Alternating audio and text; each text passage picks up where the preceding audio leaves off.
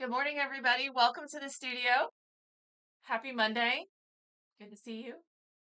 We're going to talk about everything these kids are learning in class in the second week of February. But before we get too far into here, let's just take a look at the calendar. Oh, I gotta scoot over. I'm kind of disappearing into my green screen a little bit here today. I don't know why. Some days. But I do want to point out if we look, I would be a terrible weather person. If we look here at Friday's classes, you'll notice that there are no preschool classes this week in Liberty on Friday, and there are no creative exploration classes in Liberty on Friday. This is because Liberty Public Schools are off.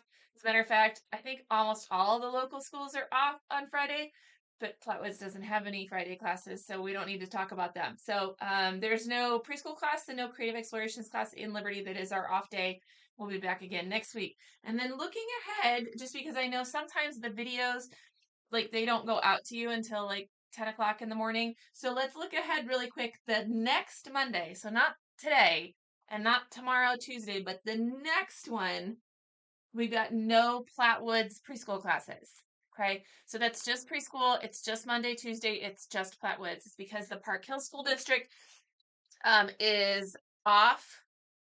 Yes, North Kansas City's off Monday, Park Hill's off Monday and Tuesday, and so we went ahead and took that day off. Okay, so that's why we'll send reminder emails. We'll talk about it in next week's video. Liberty, you guys still have classes Tuesday because Liberty Public Schools are in session.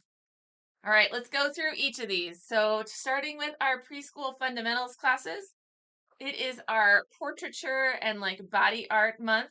Last week we read, in printmaking too. Last week we read Uncle Andy's Cats, which is a fictional story about Andy Warhol and his cats. And it's a super sweet one. And you see we did a little bit of printmaking with the jelly plates. That was a Valentine's Day themed printmaking. This week we're going to read The Kissing Hand. And we're going to draw little hearts on our hands and we're going to make giant body art. So these are full-size posters that are like body tracing, and it's a fun one to get to do. For our K-3 classes, it's printmaking month. I don't have anything to show you because last week in printmaking, we looked at slideshows of different famous historical prints as well as contemporary artists and examples of prints. We also learned what a collagraph was because that's what we're going to be building. So that's a relief block print substrate that is built up like a collage as opposed to carving down, which is what a couple of our other classes are doing. So we were building with manila folders to create this collage, and then we'll roll ink on it and print it. Last week we got to roll ink and print so that we could understand what a collagraph was. We had some pre-made collagraphs. Some of our classes also played a little bit with the punches and the shapes just to kind of see what collage materials would be available. And this week they're going to start building their collagraph. In our 4th and 5th in our homeschool class, it is also printmaking month. They are going to be making a set of note cards, and the subject of their note cards is illuminated letters. They're using 2 types of printing. They're using both a mono print for their background, and they're using jelly plates for that, and they're using a block. It's called Speedy Carve. It's a linoleum type material. It is not linoleum. It is softer than linoleum, and it's easier to carve. It's called Speedy Carve. It's made by Speedball. And they're going to be carving that away with the carving tools. So in our first week of classes, we used the jelly plates and acrylic paint, and we did single print, mono prints on our background and got those ready to go. This week, we're going to design out our letters. We'll design them on paper. We'll transfer them onto the Speedy Carve, and then we will learn how to use the tools and begin carving. That's a lot to cover, especially when you figure designing and concept and like transfer and all of that. We'll do some practice with the carving tools, talk about safety things. And they'll start carving, but we don't really anticipate them getting too far along on the carving. We'll have all of our 3rd week to get the carving done. For our 6th, 7th, and our 8th, 12th classes, they are also carving. And so they are using the same material, that Speedy Carve. Picture like pink eraser. I showed it in last week's video, so if you don't know what I'm talking about, go look at that video. But theirs is a little bit bigger, and they are doing a 3-color reductive print. So they will carve a little away, make a print in one color, then carve a little more away, make another print in another color. And those prints get layered on top, and we end up with a piece of art that has lots of color. It is a super fun challenging way to think about printmaking. And it's also one that you can't go back. So because once you carve it away, you can't put it back. So we will make multiple prints of each step. So that way, in case like you make a print and it's like a little off kilter or it gets bumped or moved or the ink was too dry, we can just scrap that one and grab another one. So it'll be okay.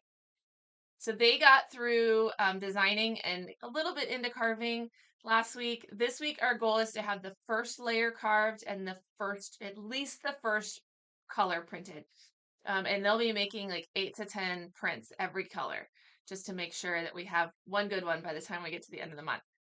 For a lot of our kids, they're going to be working at different paces. For instance, in the first layer, you will carve away everything that you want to be white and you will print your lightest color, which for most people is going to be yellow. If they have very little white in their design, then that step doesn't take very long because you do a little bit of carving and you're ready to print. If you have a whole bunch of white in your design, then you've got a lot more carving to do. So it's really going to depend on your design and which step takes the longest. But hopefully by the end of the first class, they've got their first batch of printing done and they're into carving their second layer. Creative Explorations is working on their printmaking stations as well. So we have all our fun stations. I teach with Grace on the Friday class, and this collaborative vertical surface invitation for Andy Warhol soup cans. I should have found some pictures. They're like really good. So they had a lot of fun imagining different types of soup and filling in that mural. We also did monoprints using tin foil. So it's kind of like a jelly plate where you can make a mark and then spray it. If anyone was in multimedia class in November, it's very similar to the method we do with the transparencies in Ink Month. But that was a really popular one, was the monoprints. And then what is another really fun one? The stamp pads were a hit. For our drawing, oh wait, hang on. I got to note this. So if you're in the Friday class in Liberty, we don't have class this week. Okay, we'll see you next week. Flatwoods, you guys still have class on Wednesday. Okay. Drawing 101. Now this is where I brought some examples to show you. So Drawing 101 is doing portraiture and figure this month. This last week was portrait. And so they partnered up and they took turns drawing partner portraits. And so I thought I would show you some of their amazing work. Yeah.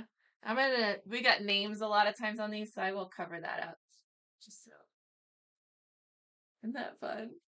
We used colored pencils for this, which are always amazing. I had at least one mom reach out to me and say, "What kind of colored pencils do you use?" These are Prismacolor. They're awesome. Got another really great one. Cover up the name on the top. Aren't those great? So in our next week of classes, this week coming up, we're going to move away from the portrait lesson. We're going to move into figure. So that's the full body. And they're going to get to do some large like gesture drawing. The kids will get to take turns being the model. If you are like, didn't we just do that? That was Drawing 102 realistic because they had their figure month last month. We used to do everybody in the same month. And then a couple of years ago, we decided that realistic 102 really needed portrait and figure to be 2 different months. So that's why they did their figure month last month in 102, and they're doing their portrait month this month. And in 101, it's still all in 1 month. So they're doing their 101 is going to do the big gesture drawings and get to draw the figure in class. In our 102 classes, so it is portraiture month for our 102 Advanced Realistic, and I brought some examples of their artwork. They worked from photograph in week 1. We had some black and white pictures of celebrities. So you may recognize some people in here. This is Patrick Mahomes. He's like yelling like that. But look at that. That is so good. First of all, portrait is seriously so hard, you guys. And in our 101 classes, we're working on getting all of the features in relatively the right position, in relatively the right scale, in all their detail, right? Like understanding an eye has so many parts that, an eyebrow is not just a line across. So just seeing those details in observation. Once we get to 102, our goal is to move, we still expect all of that stuff, but to move beyond lines and into values. So I don't have a line that comes down my nose. we can draw it like that, and we do in an illustrative sense, but from a photoreal like perspective, I don't have a line. I have a change in values from the flat part of my cheekbone to the top of my nose, right? And that's because the plane changes and the way the light hits it and all of that stuff. So we represent it by a change in values, how light or dark our mark is. So that's what we're working on, and it is hard, you guys, but so good. So that I'm going to show a couple examples. We also had pictures of Taylor Swift, and she was super popular. So she also had some really fun makeup on. She had these like cat eye makeups, which is always great. I also love when we get to this point in our year because look at all of this fun. Like this is full, you guys. Their whole book is amazing. Here's another really great portrait. Aren't those values great? So we're looking at not just a light and a dark, but all the midtones. So good.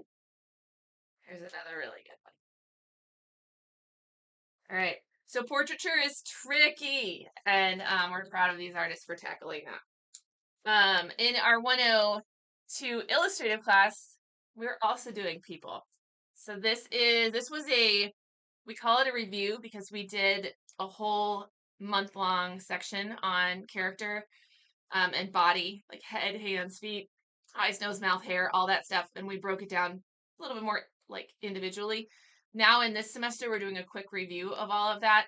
That helps because, you know, you can always review stuff. That helps anybody who even was here in the fall and just kind of needs a refresher. It also helps anybody that joined this semester so that they have something, you know, a foundation for moving forward. So they did their hands.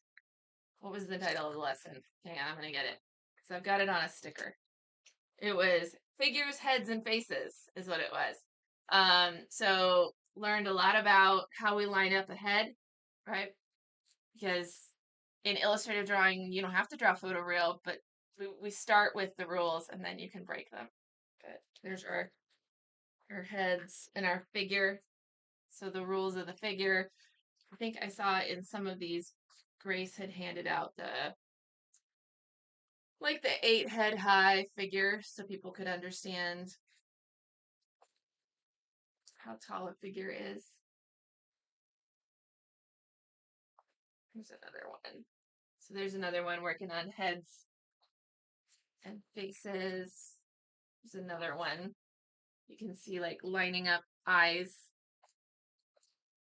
Let's see if there's anything else in here. Oh, here's the figure. Right. So a standard, everybody's different. People come in all shapes and sizes. But standard is 8 heads high. All right. So I forgot to say what realistic was doing. In 102 realistics class this week, they're going to be working from life. So we worked from photograph in week 1, black and white photographs of celebrities. And in week 2, we're going to work from life. And so that's when we actually have something in front of us to look at. And we're going to draw a self-portrait. So we'll look in a mirror and we'll draw us. We'll use color pencils for that instead of just a graphite. In our illustrative class, they are going to be doing, I want to make sure I get this right. Let's see, they're going to be doing the mannequins. That's why I brought a mannequin. They're going to be looking at the mannequins. And so instead of just that person standing 8 heads high, we're going to be putting them into a more dynamic pose and then clothing them. So, and this will also get into some hands and feet, which again was a review from fall, but we always need hand and feet practice. All right, in 103, this is a really great example of that chiaroscuro that they've been working on. They're also doing portraitures and they're doing self-portraits. And so in week 1, their job was to get a high contrast selfie, for lack of a better word. We used some dramatic lighting and some camera tricks and a little bit of after editing in order to get this effect. Once we have it, then the next step is the grid. I know the Tuesday class in Liberty, we got our grid done.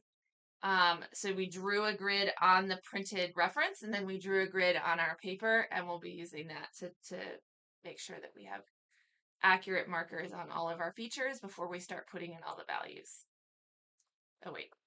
103 illustrative class is doing the Marvel. I should have grabbed some things.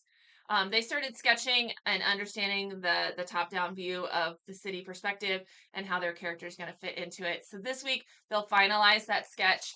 And if a lot of them just did thumbnails, so they'll get it big onto their paper and then hopefully start the inking process.